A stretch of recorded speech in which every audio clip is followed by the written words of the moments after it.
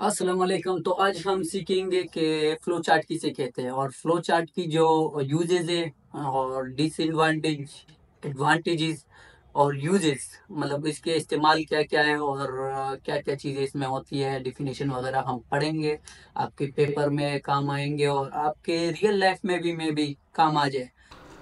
तो flow chart की definition अब हम देखते हैं। A flow chart is a graphical representation of a process और system that outlines the flow of task, decisions और ऑपरेशन स्टेप बाय स्टेप। मतलब एक फ्लो चार्ट हमारे लिए प्रोसेस या सिस्टम की एक ग्राफिकल रिप्रेजेंटेशन शो करवाता है, ठीक है।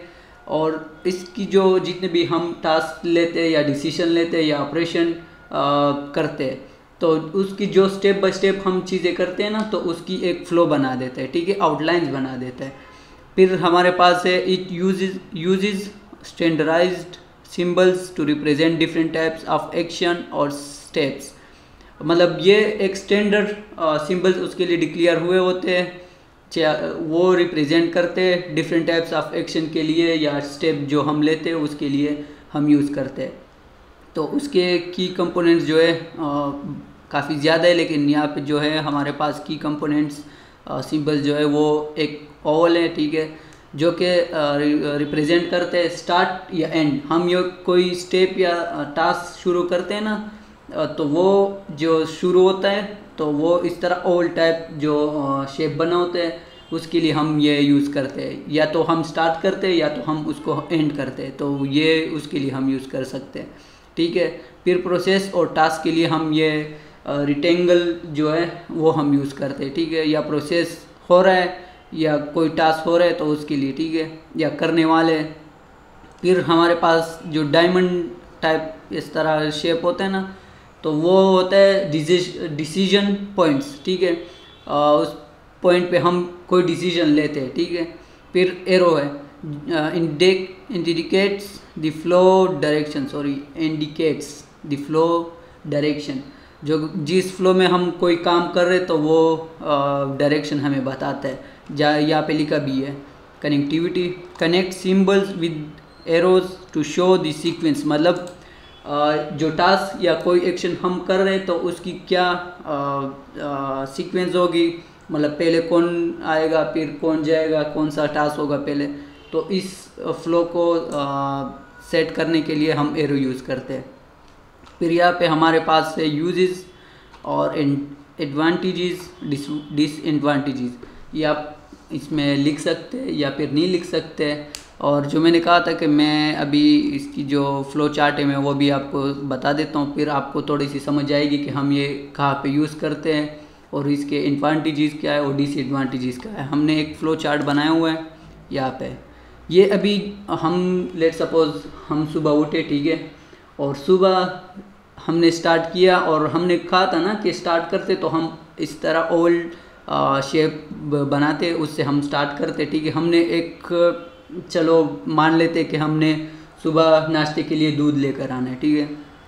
हम उठे और मतलब हमने स्टार्ट ली, जो कपड़े निकाले थे वो कपड़े पहन लिए, गेट ड्रेस्ड हो गए।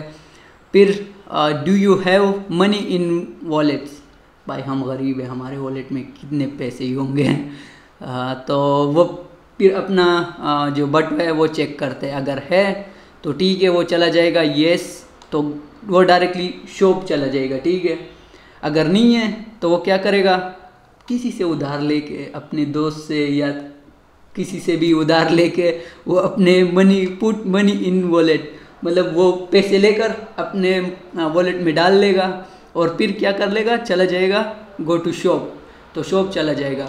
और जैसे स्टार्ट किया था यहाँ पे हमने एंड यही इस तरह उस पर करना चाहिए, ठीक है। तो ये यहाँ पे एंड हो जाएगा। तो ये एक फ्लो चार्ट होता है, ये मैंने रियल एग्जांपल दिया। इस तरह अगर हम कोई प्रोग्राम बनाते हैं सॉफ्टवेयर इंजीनियरिंग में, इस तरह कोई अब पेपर में इस तरह एग्जांपल ना लिख लो, तो आपके आसानी के लिए हमने इस तरह वो बनाए हुए हैं, फ्लो चार्ट बनाए हुए ताकि आपको समझ आए, ठीक है। अब ये जो चीज़ है ये आपने पेपर में नहीं लिखनी है, ठीक है, आपने बस कोई सा भी वो फ्लो चार्ट बना देना है। ये अक्सर प्रोग्रामिंग के लिए यूज़ होता है, प्रोग्रामर ज़्यादा यूज़ करते हैं कि मतलब पहले हमने यूआई बनानी है, फिर कोडिंग करनी है, फिर डेटाबेस बनानी है। तो इस तरह ये सारा चीज़ जो फ्लो चार्ट होते हैं तो प्रोग्रामिंग के लिए भी यूज़ होते हैं। सॉफ्टवेयर हम बनाते तो उसकी क्या रिक्वायरमेंट वगैरह होती है, तो ये सारा चीज़ जो है ये फिर हम इस तरह फ्लो चार्ट में बनाते, फिर वो हमें याद रहता है ना कि हमने क्या क्या इसमें स्टेप लेने हैं। तो आ जाते यूजेस पे, ठीक है। प्रोसेस विजुअलाइजेशन और आइडेंटिफाइंग इनएफिशिएंसीज, ठीक है। मतलब कोई भी उसमें कोई ग्लिच वगैरह है, मतलब स्लो चल रहा है कोई भी चीज़, या उसमें कोई भी मतलब कोई भी मसला हो तो वो आइडेंटिफाई करते हैं, ठीक है। ये फ्लो चार्ट मतलब हमने कोई प्रोग्राम बनाना है, ठीक है, और उस प्रोग्राम में हमने साइनिंग कोई पेज नहीं बनाई है, ठीक है। तो अब वो एक चीज़ हमारे से भूल गई है, तो वो अगर हमने यहाँ पे फ्लो चार्ट में बनाई होगी, लिखी होगी स्टार्टिंग में, क्योंकि हम जब क्लाइंट से डिटेल लेते तो फिर उसमें हम ये फ्लो चार्ट उस टाइम बनाते हैं, तो वो रिक्वायरमेंट रहती है। तो अगर हमारे कोडिंग में हमने भूल गए, ठीक है, तो हम यहाँ पे जो फ्लो चार्ट है उस पे ये आइडेंटिफाई हो जाता है कि हाँ हमने ये हम भूल गए थे, ठीक है। फिर software design and algorithm development, फिर हम सॉफ्टवेयर डिज़ाइन करते हैं और उस पे जो एल्गोरिथम है वो बनाते हैं। खैर वो मैं तो खुद इस तरह कुछ नहीं करता लेकिन यहाँ लिखा हुआ है, तो आप भी इस तरह पेपर में लिख लो कि मतलब आपने पहले फिर अपना जो सॉफ्टवेयर है वो डिज़ाइन करना है। अब जो इंटरफेस देख रहे हैं ये अब एक सॉफ्टवेयर की इंटरफेस है, तो आपने ये बनाना होगा, ये बनाना होगा। तो जो इसमें ये चीज़ें है तो ये इसके लिए ये सारा डिज़ाइन करना होगा, ठीक है। अब ये डिज़ाइन है ऊपर जो आपको दिख रहे हो, अब ये इस पर क्लिक हो रहा है तो कोई एक्शन इस पर अप्लाई हो रहा है तो वो कोडिंग के थ्रू होगा, ठीक है। या एल्गोरिथम इसके पीछे कोई एल्गोरिथम लगा होगा, ठीक है। Documentation and communication of work flow, मतलब हमने एक प्रोग्राम बनाया या सॉफ्टवेयर बनाया, ठीक है, और फिर बाद में हमने इसको सेल करना है या क्लाइंट को देना है, वो खुद कुछ चेंजिंग वगैरह करना चाहते हैं या किसी और को देना चाहते हैं ना, तो उसके लिए हमने डॉक्यूमेंटेशन बनाई होगी कि ये चीज़ हमने यहाँ पे यूज़ की है, ये कोडिंग वहाँ चेंज करके इस तरह कर ले तो फिर वो हो जाएगा। तो कम्युनिकेशन में भी ईजी होता है और डॉक्यूमेंटेशन में भी ईजी होता है, वर्क फ्लो मतलब ईजी हो रहता है सारा कुछ। तो यूजेस यही चीज़ है, ठीक है। एडवांटेजेस और डिसएडवांटेजेस आप पॉज करके देख ले, कम ही है, ज़्यादा नहीं है। मतलब इजी टू अंडरस्टैंड है, हेल्प आइडेंटिफाई प्रोसेस इशू, जैसे मैंने आपको बताया, useful for both technical and non technical audience, ठीक है। जो डिसएडवांटेज है, can become a complex for large system, मतलब ये अब फ्लो चार्ट अगर हम इस तरह कोई बड़ा सा सॉफ्टवेयर है, कुछ भी इस तरह बड़ा सा वो करेंगे, तो अगर हम वो फ्लो चार्ट से शुरू करेंगे तो मतलब पेज खत्म हो जाएगी और फ्लो चार्ट कंप्लीट नहीं होगा।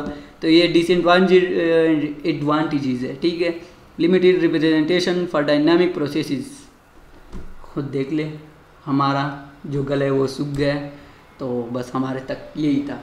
तो पेपर में अच्छे मार्क्स लेकर आने, मैं खुद भी कल ट्राई करूँगा कि लेकर आ जाऊँ। तो चैनल को सब्सक्राइब करें।